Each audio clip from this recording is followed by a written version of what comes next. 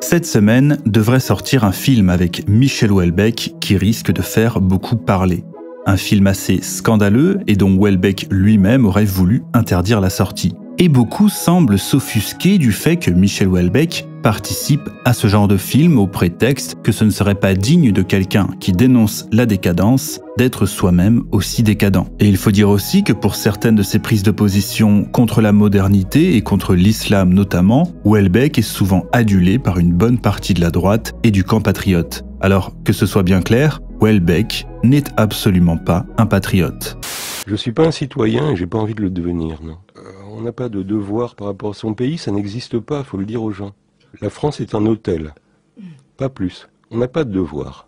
Ce qui ne veut pas dire pour autant qu'il ne l'aime pas, cet hôtel dont il parle, la France. En fait, c'est même un de ses plus grands sujets, la France. Alors, dire si Houellebecq est de gauche ou de droite, c'est un exercice assez périlleux. D'ailleurs, on entend parfois des choses assez invraisemblables à ce sujet.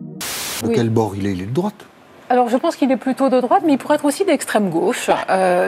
Houellebecq se situe dans une zone grise, un peu entre les deux, et c'est très bien comme ça. Même si, évidemment, il est plus souvent attaqué par la gauche que par la droite. Et si je dis que c'est très bien comme ça, c'est parce que notre Houellebecq national, notre voisin de chambrée donc, ce n'est pas un militant politique, ce n'est qu'un observateur un peu voyeur. Et cette décadence qu'il observe et qui est effectivement son thème le plus récurrent, il ne l'observe pas de loin, mais bien de l'intérieur, sous tous ses angles, parce que Houellebecq n'a pas toujours été riche et célèbre. Il a aussi connu le dur labeur du français moyen. Et c'est peut-être grâce à cette vision d'ensemble qu'il arrive à être si pertinent. Ce qu'il propose, c'est une vision du monde froide en apparence, mais pourtant, on va le voir ici, jamais dénué d'amour, voire d'un certain romantisme. Pour beaucoup, et pour moi y compris, Houellebecq est l'auteur le plus important de sa génération. Alors il n'y a pas longtemps, j'ai lu un livre, ou plutôt je l'ai relu, parce qu'il m'a été demandé par un de mes donateurs sur Tipeee. C'était Sérotonine de, vous l'avez bien compris, Michel Houellebecq.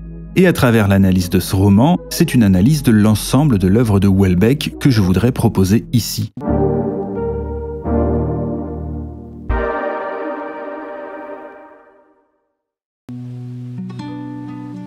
Bon alors déjà, Sérotonine, ça parle de quoi?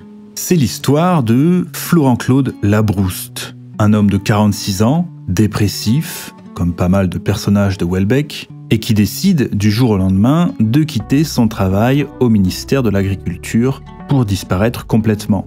Il va prendre cette décision après avoir quitté sa compagne japonaise, Yuzu, dont il venait de découvrir certains penchants extrêmement déviants. Elle faisait notamment des choses avec des chiens. Et la déviance, ça a toujours été un thème important chez Houellebecq. Et Sérotonine n'y fait pas exception. Il y a même une scène observée à travers des jumelles entre un touriste allemand et une enfant. Alors, on dit souvent que Houellebecq est un obsédé sexuel. Et je pense que c'est vrai. Cependant, Houellebecq, c'est surtout, comme je l'ai déjà dit, un observateur. Et son rôle, c'est de nous rapporter ce qu'il perçoit de son époque avec le plus de précision possible. Et s'il est capable de si bien décrire son époque, c'est parce qu'il l'incarne parfaitement.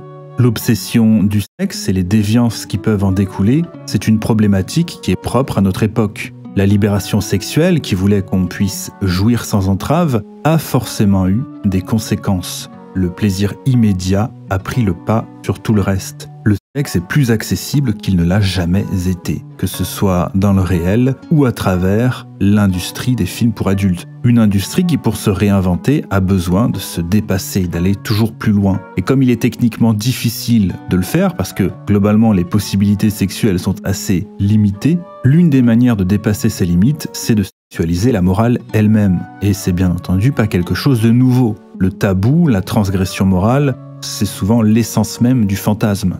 Mais l'industrie du film pour adultes suit une logique de marché et elle est obligée d'aller toujours plus loin, ce qui contribue grandement à banaliser certaines pratiques jusqu'alors marginales et à une volonté de dépasser les pratiques plus classiques. Et le consommateur, comme un drogué a besoin d'augmenter les doses, va chercher du contenu toujours plus extrême. Et à une époque où le sexe était plus rare, il n'y avait pas autant besoin de réinventer, d'aller plus loin, de dépasser les normes. Et notre époque post-libération que ce soit sur le plan technique avec la contraception ou sur le plan moral avec la libération des mœurs, a créé des besoins qui n'existaient pas avant. Et dans tous les romans de Houellebecq, on se rend compte que pour dépasser cette banalisation du sexe, il n'existe que deux solutions, la déviance ou l'amour.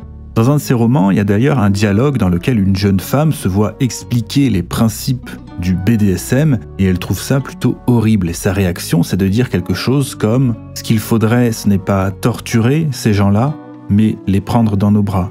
Ce qu'il faudrait, ce n'est pas leur faire mal, mais leur donner plus d'amour. » Et le sexe chez Houellebecq, ce n'est jamais un climax, comme dans beaucoup de films ou de romans à l'eau de rose, où l'acte sexuel est présenté comme un aboutissement. Chez Houellebecq, le sexe est surtout un événement du quotidien qui est souvent purement mécanique, un simple besoin qui n'est même plus lié à la fonction reproductrice, parce que l'homme occidental qu'il dépeint ne vit plus que pour le plaisir immédiat et se déteste trop pour imaginer un après. Il ne cherche plus à se perpétuer.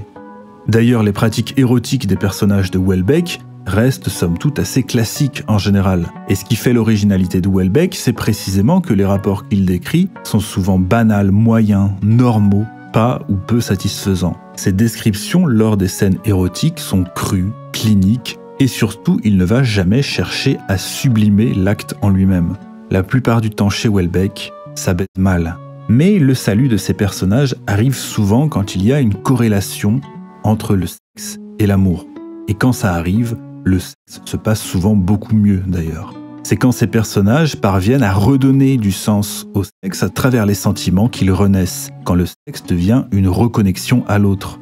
Et pour lui, cette fusion entre l'érotisme et l'amour représente une sorte d'idéal, parce que son vrai sujet, au fond, c'est bien ça, c'est l'amour. D'ailleurs, chez lui, le bonheur passe systématiquement par le couple. Et voici d'ailleurs la définition qu'il en donne dans Extension du domaine de la lutte. Je cite « Phénomène rare, artificiel et tardif, l'amour ne peut s'épanouir que dans des conditions mentales spéciales, rarement réunies, en tout point opposées à la libération des mœurs qui caractérise l'époque moderne. »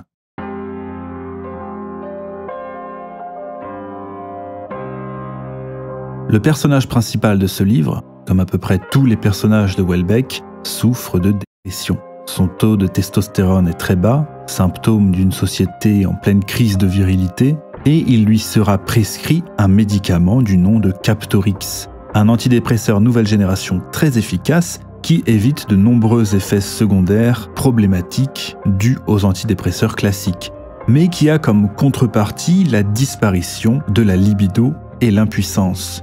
On a donc affaire à un dilemme ici. Pour renoncer à la pulsion de mort, il doit aussi renoncer à la pulsion de vie, renoncer à tout pour pouvoir continuer à exister. Et si ce livre parle, entre autres, de dépression, le sujet n'est pas traité de manière si lourde que ça. En fait, c'est même un livre franchement marrant. Un comique qui vient souvent du cynisme pince sans rire du personnage et de sa manière de décrire ce monde dont il est totalement détaché. Même si ce détachement comique finit par devenir dramatique, notamment quand Labrouste calcule que les 100 mètres qui le séparent du trottoir seraient parcourus en moins de 5 secondes s'il décidait de sauter. Et ça, c'est quelque chose de plutôt fin, c'est un long renversement. Quand on s'est habitué à trouver le personnage plutôt drôle, à dédramatiser sa situation donc, le drame nous revient en pleine tronche. Mais c'est un pur drame postmoderne, dégagé de tout romantisme, sans effusion, un drame sans larmes, puisque c'est le drame de quelqu'un qui ne ressent plus rien et qui se bat simplement par principe pour ne pas en finir. Parce que contrairement à ce qu'on a tendance à dire de lui, Houellebecq se bat pour préserver la vie. En témoigne notamment son engagement contre l'euthanasie qui transparaît tout au long de Sérotonine. Florent-Claude Labrouste, au cours du roman, va retrouver son vieil ami Aymeric d'Harcourt, qu'il a rencontré alors qu'il était étudiant en agriculture, et qui a décidé d'exploiter un élevage de bovins en Normandie. Mais depuis divorcé, il est maintenant au bord de la faillite. Et à travers cette rencontre, Houellebecq va nous dépeindre la France d'en bas, la France rurale, cette France en crise dans laquelle tentent de survivre des paysans désespérés qui finiront par entrer en révolte. Ce que Houellebecq fait dire à un de ses personnages à propos de la situation actuelle, c'est que ce qui se passe en ce moment avec l'agriculture en France, c'est un énorme plan social, le plus gros plan social à l'œuvre à l'heure actuelle. Mais c'est un plan social secret, invisible, où les gens disparaissent individuellement, dans leur coin, sans jamais donner matière à un sujet pour BFM. Pour lui, laisser les paysans mourir est un acte volontaire. Il s'agit de sacrifier les paysans français au profit de l'Europe. Et à la fin du roman, les paysans entrent en révolte. C'est la fameuse prédiction du mouvement des Gilets jaunes. Et chez ce personnage d'Aymeric d'Harcourt, on retrouve une forte volonté d'enracinement ou de réenracinement. Et ici, on touche à un autre des grands thèmes de Houellebecq, la France et ce terrible décalage entre ce qu'elle a été et ce qu'elle est aujourd'hui, symbolisé par ce château qu'Harcourt a voulu préserver et qu'il a fini par transformer en hôtel de charme pour des questions de survie. Aymeric d'Harcourt, c'est le descendant d'une des plus prestigieuses familles aristocratiques françaises. Et pendant une manifestation, il va tirer sur les policiers et mourir arme à la main pour protéger la paysannerie française. C'est-à-dire, selon les mots de Houellebecq, ce qui a été de tout temps la mission de la noblesse. Et puis, il mourra sans avoir eu d'enfant et ne pourra pas transmettre son nom. Et tout le problème pour la Brouste, c'est que l'histoire ne se termine pas avec la mort de son ami, mais que la vie continue. L'une des grandes théories de Houellebecq, c'est que l'Europe ne s'est jamais remise de la perte de sa religion. Parce qu'au-delà de chercher à donner des réponses sur le sens de la vie, sur l'avant et l'après de la vie terrestre, le rôle de la religion, c'est de réunir. Le mot religion vient d'ailleurs du latin religare, qui veut dire lier, attacher, rassembler. Et le drame des Européens, c'est qu'ils n'ont plus rien autour de quoi se réunir. L'homme occidental vit isolé des siens. Et le véritable drame de la disparition de la religion, il est bien là. Les Européens ne sont plus attachés à rien, ni à leur passé, ni à leurs racines, ni même à leurs contemporains. Et ils sont incapables de dépasser la disparition de la religion. D'ailleurs, Houellebecq est souvent rapproché de gens comme Auguste Comte, Charles Maurras ou Huysmans, pour ce rapport ambigu qu'ils ont au catholicisme. Houellebecq est une sorte d'agnostique catholique, quelqu'un qui se revendique de l'héritage chrétien sans pour autant croire en Dieu. J'ai fait 20 années d'efforts pour croire en Dieu. Pour vous intégrer dans des groupes Oui, pour croire en Dieu. Oui, vraiment. J'ai essayé, quoi, pendant 20 ans. Et ça n'a pas marché.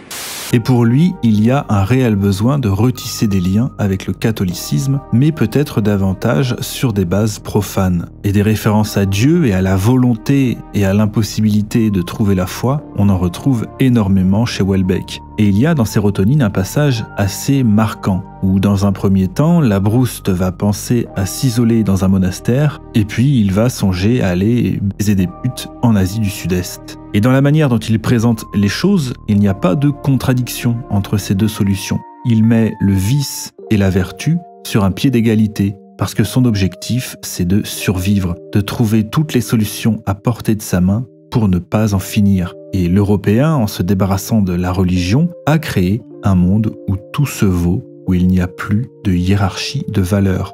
Il n'y a plus que des individus isolés et totalement auto-centrés. Et pour bien mettre en valeur ce rapport à Dieu très conflictuel, je vais vous lire deux passages. Le premier se situe au milieu du roman et le deuxième à la toute fin. Dieu est un scénariste médiocre. C'est la conviction que presque 50 années d'existence m'ont amené à former. Et plus généralement, Dieu est un médiocre. Tout dans sa création porte la marque de l'approximation et du ratage, quand ce n'est pas celle de la méchanceté pure et simple. Bien sûr, il y a des exceptions, il y a forcément des exceptions. La possibilité du bonheur devait subsister, ne fût-ce qu'à titre d'appât. Enfin, je m'égare, revenons à mon sujet qui est moi. Ce n'est pas qu'il soit spécialement intéressant, mais c'est mon sujet. Dieu s'occupe de nous en réalité. Il pense à nous à chaque instant, et il nous donne des directives, parfois très précises. Ces élans d'amour qui affluent dans nos poitrines jusqu'à nous couper le souffle, ces illuminations, ces extases, inexplicables si l'on considère notre nature biologique, notre statut de simple primate, sont des signes extrêmement clairs. Et je comprends aujourd'hui le point de vue du Christ, son agacement répété devant l'endurcissement des cœurs. Ils ont tous les signes, et ils n'en tiennent pas compte. Le style de Houellebecq, ou plutôt son non-style, y est certainement pour beaucoup dans son succès. Houellebecq, c'est facile à lire, le vocabulaire est très réduit, c'est très grand public, il y a du cul, tout le monde s'y reconnaît, et en plus il jouit de cette réputation de grand écrivain et il a donc dans ses livres cette aura de haute culture qui se paye en plus le luxe d'être accessible à tous. Mais contrairement aux extraits que je viens de vous lire, Houellebecq, c'est souvent froid, c'est fonctionnel, comme de l'architecture moderne, une simplicité apparente qui dissimule la profonde tristesse de ceux qui l'habitent. Pourtant, il conserve un certain classicisme dans ses œuvres. Ce sont des romans avec des personnages, une histoire, bref, du très classique. Mais pour autant, la structure chez Houellebecq est souvent très chaotique, comme dans la vie.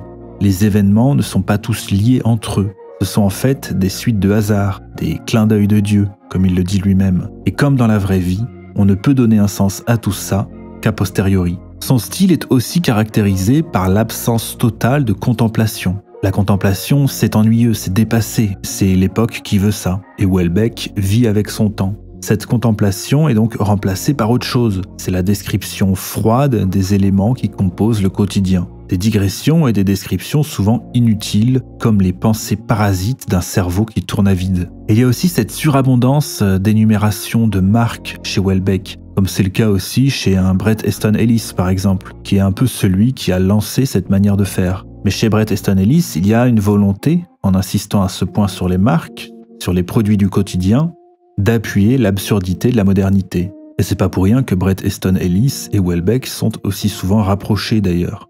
Donc ici, Houellebecq n'invente rien. Au contraire, il suit une forme de norme. Et s'il utilise cette énumération de marques, de vêtements, de voitures et autres, c'est souvent pour situer ces personnages sociologiquement et psychologiquement. Et c'est un procédé qui en dit en fait beaucoup sur notre époque. L'énumération de marques a remplacé la contemplation.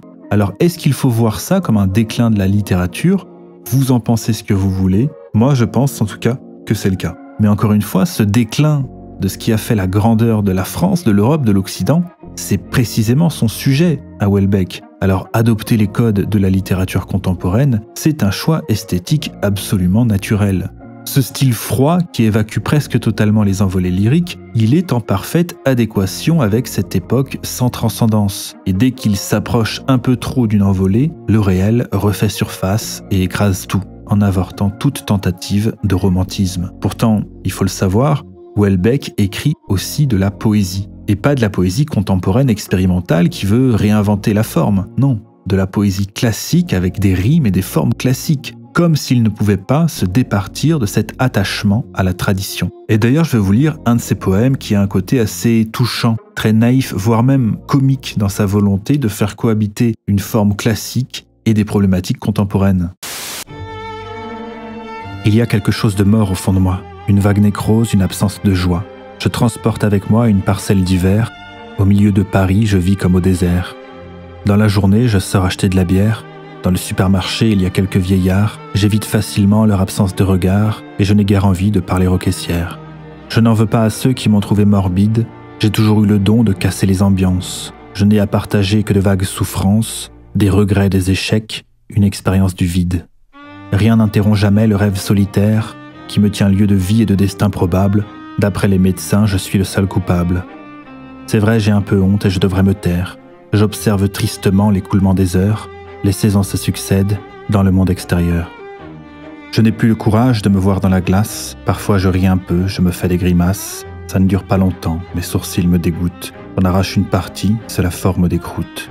Le soir j'entends rentrer la voisine d'en face. J'en ai le cœur serré, je me fige sur place. Je ne l'ai jamais vue car je suis très habile. Je deviens un pantin sardonique et docile.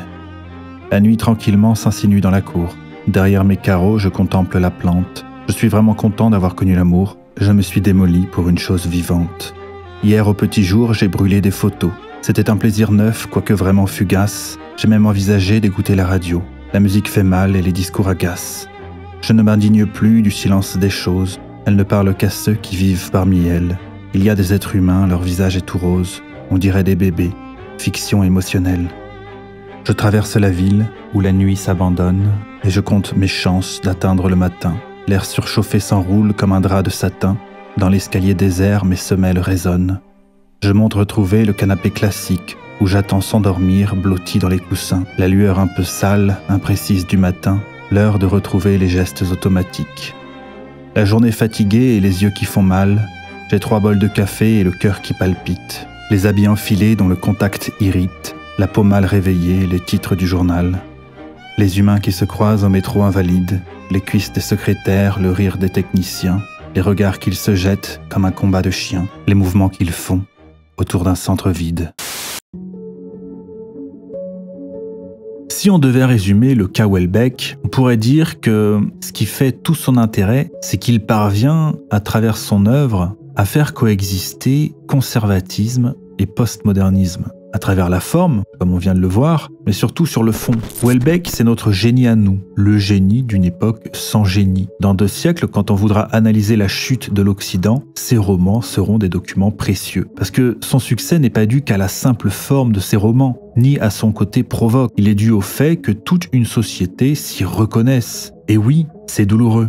C'est comme une instapute qui verrait sa tête sans filtre pour la toute première fois. Parce que personne n'a été aussi loin dans la représentation du réel et n'a pris la peine de décrire la médiocrité ambiante avec autant de précision. On ne lit pas Houellebecq pour aller mieux, mais pour y voir plus clair. Il n'écrit pas pour être un modèle ou pour faire la morale. Son sujet, c'est bien la chute et pas comment on arrête cette chute. Houellebecq est décadent, c'est un fait. Il décrit un monde qu'il est tout autant sinon plus et ce n'est pas une contradiction. Et dans un sens, ceux qui n'aiment pas Houellebecq sont vraiment les plus à plaindre. Et attention, je dis ça sans méchanceté et même sans ironie. Ils sont à plaindre dans le sens où ils sont tellement en désaccord avec leur époque qu'ils n'arrivent même pas, contrairement à Houellebecq, à trouver de l'intérêt au spectacle que nous offre la décadence. Aujourd'hui, on ne peut que constater la chute. Tous les moyens d'agir sont illégaux parce que forcément violents. Et la seule violence tolérée dans les sociétés avancées,